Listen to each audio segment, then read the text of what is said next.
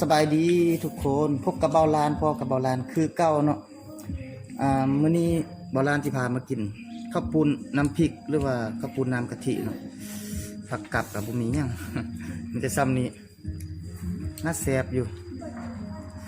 มาลงมือกินกันเลยเนาะ เดี๋ยวเข้าคนนิดนึงก่อน เดี๋ยวคนให้มันเข้ากันนิดนึง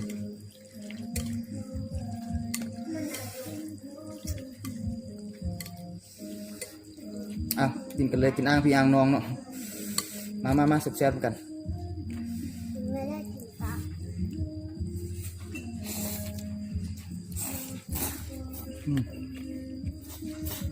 ไม่ได้กินตัวโอ้ยเนาะ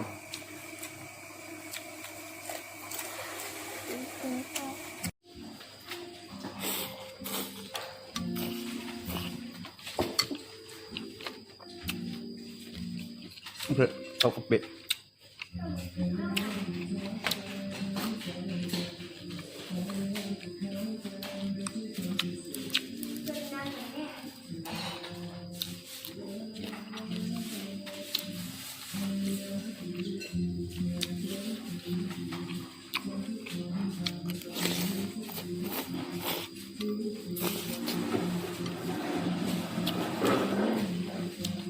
มากับแจ้งกันเนาะ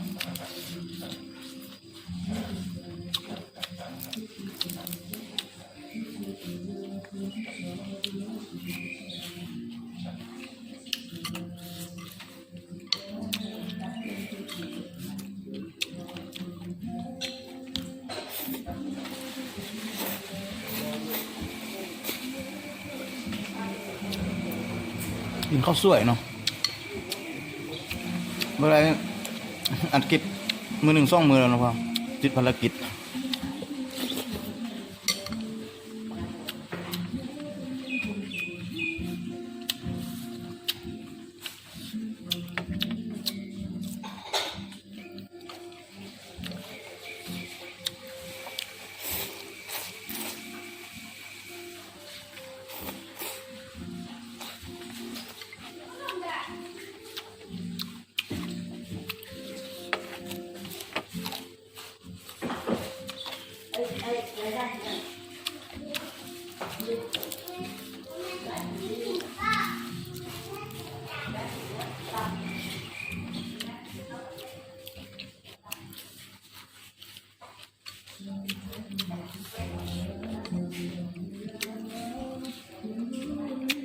คำไม่ง่ายเลย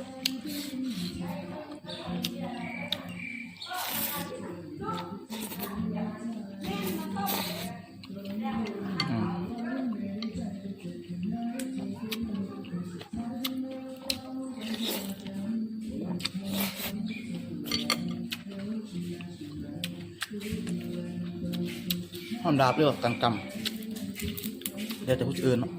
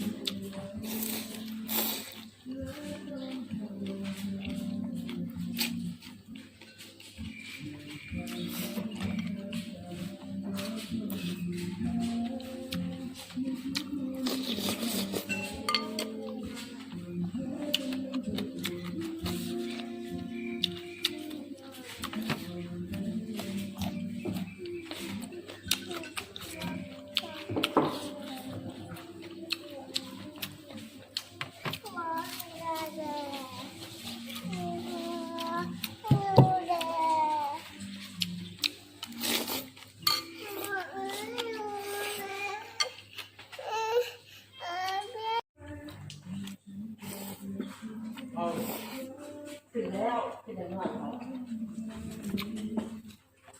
เขาจะเอา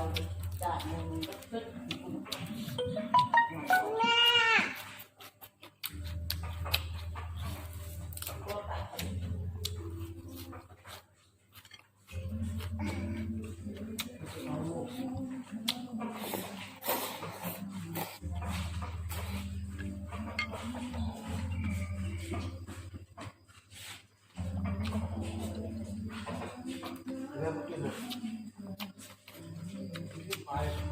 เผ็ดปังหู